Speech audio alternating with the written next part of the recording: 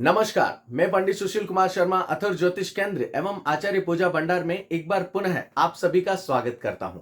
आज का जो हमारा विषय है वह शनि जयंती के ऊपर है। किस प्रकार हम नियमित छोटे छोटे कार्य करने के उपरांत भगवान शनि को प्रसन्न कर सकते हैं, यह आज इस विषय में विचार किया जाएगा।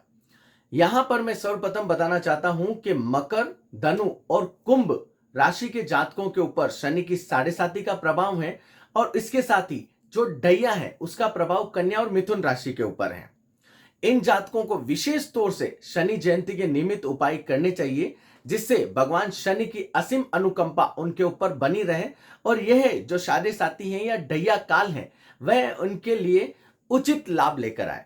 यदि अभी तक आपने अथर्व ज्योतिष केंद्र एवं आचार्य पूजा भंडार को सब्सक्राइब नहीं किया है तो आप प्लीज उसको सब्सक्राइब अवश्य करें और बेल आइकन को दबाना ना भूलें। 10 जून को शनि जयंती के साथ साथ सूर्य ग्रहण भी है, लेकिन भारतवर्ष पर सूर्य ग्रहण का प्रभाव पूर्ण नहीं है। इसलिए आप शनि जयंती के निमित्त जो भी उपाय हैं आप उनको पूर्ण तरीके से अवश्य करें। शनि जयंती का तात्पर्य यह होता है कि इस दिन हम यदि भगवान को प्रसन्न करना चाहते हैं या निमित्त कोई कार्य करके उनको आनंद की अनुभूति करना चाहते हैं तो आप बहुत ही छोटे छोटे उपाय करके आनंद की अनुभूति ले सकते हैं। इसमें आप सर्वप्रथम शनि जयंती के दिन सुबह नहा धोकर भगवान शनि की पूजा अर्चना में लग जाएं। इसके साथ ही आप शनि चालीसा का पाठ करें। शनि चालीसा का पाठ करना भी अति आनंददायी माना जाता है। इस दिन के निमित्त यदि आप सरसों के तेल या फिर तिल के तेल में आप अपना चेहरा देखने के उपरांत आप लोहे के कटोरे में तिल के तेल या फिर सरसों का तेल भरकर आप यदि उसमें अपना चेहरा देखकर भगवान शनि को वह तेल और वो कटोरा यदि अर्पित करते हैं तो आपके शनि के संबंधित जो समस्याएं चल रही हैं वह कई हद तक दूर होती हैं और शनि का जो दुष्ट प्रभाव है या नीच प्रभाव है वह कई हद तक दूर होता है। इसके साथ ही आप इस दिन भगवान शनि के निमित्त मंत्र ओम सन शनिश्चराय का यदि आप नियमित रूप से जाप करते हैं तो भी बहुत ही शुभ कारक माना जाता है। मंत्रों के जाप से आपके पूर्ण तरीके से शुद्धिकरण के साथ साथ अंतःकरण को भी असीम शांति की अनुभूति प्राप्त होती है।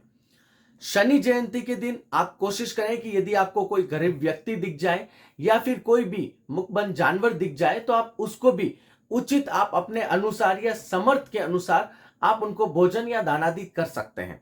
उससे भी भगवान शनि की असीम अनुकंपा आपके ऊपर बनेगी और जो आपके निमित्त कार्य चल रहे हैं या फिर शनि के संबंधित जो आपके जीवन में दुविधाएं चल रही हैं वह कहीं हद तक दूर होती हैं। इसके साथ ही आप यदि किसी भी चीज से जैसे पीड़ा से या कष्ट से परेशानी या शारीरिक देह से आप परेशान हैं तो शनि रक्षा स्तोत्रम का पाठ आप अवश्य करें या शनि कवच भी आप कर सकते हैं। इसके द्वारा भी आपको भगवान शनि के असीम अनुकंपा की प्राप्ति होगी और आपके जो भी बीमारी या रोग या व्याधि है वह भगवान शनि की कृपा से दूर होगी। इस दिन ऐसा भी कहा जाता है कि यदि हम भगवान हनुमान जी की या फिर भगवान श्री शिव की पूजा करें तो भी हमारे शनि देवता प्रसन्न होकर हमें शुभ फलों की प्राप्ति करवाते हैं।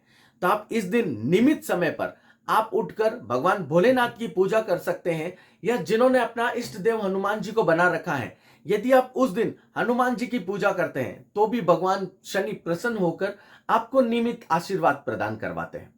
इस दिन आप हनुमान चालीसा का पाठ कर सकते हैं, शिव महिमा स्तोत्रम कर सकते हैं या फिर जो भी आपके शिव के मंत्र हैं वह आप कर सकते हैं। और हनुमान जी और शिव के बारे में ऐसा कहा जाता है कि जो जातक नियमित रूप से हनुमान जी और भगवान शिव की पूजा अर्चना करता है तो भगवान शनि का जो दुष्ट प्रभाव होता है वह जातकों के ऊपर काफी कम रहता है।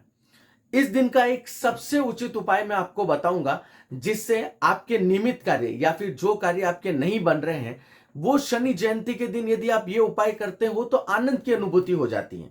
आप इस दिन हनुमान चालीसा का पाठ कर सकते हैं, बजरंग बाण का पाठ कर सकते हैं। इसके साथ ही यदि आप रामायण का पाठ करें तो बहुत ही उत्तम योग कारक है। रामायण के पाठ के साथ साथ यदि आप इस दिन सुंदरकांड का पाठ करते हैं तो अति अति अति उत्साहित हो जाते हैं। ऐसा कहा जाता है कि यदि इस दिन हम रामायण या सुंदरकांड का पाठ करते हैं तो हमारे जो कार्य अवरोधक हैं या जो रुके हुए हैं वह शनि की कृपा से पूर्ण होते हैं। तो आप नियमित रूप से आप शनि के संबंधित जो उपाय बताए गए हैं यदि आप वो करते हैं तो भगवान शनि की असीम अनुकंपा से आपके जीवन के सारे कार्य दूर पूर्ण होते हैं और जो दुविधाएं चल रही हैं वह दूर होती हैं। यदि आपको ज्योतिष या हस्तरेखा के संदर्भ में किसी भी प्रकार का कोई सवाल आपके मन मस्तिष्क में है तो आप पूछ सकते हैं। उचित समय मिलने पर आपको उचित समाधान दिया जाएगा। यदि आपने अभी तक अथर्व ज्योतिष केंद्र को सब्सक्राइब नहीं किया है तो आप चैनल को सब्सक्राइब अवश्य करें। आपको ज्योतिष से जुड़ी हुई जानकारी समय समय पर आपको मिलती रहेगी। आपका दिन मंगलमय हो। भगवान शनि की असीम अनुकंपा आपके ऊपर बनी रहे। जय श्री कृष्ण।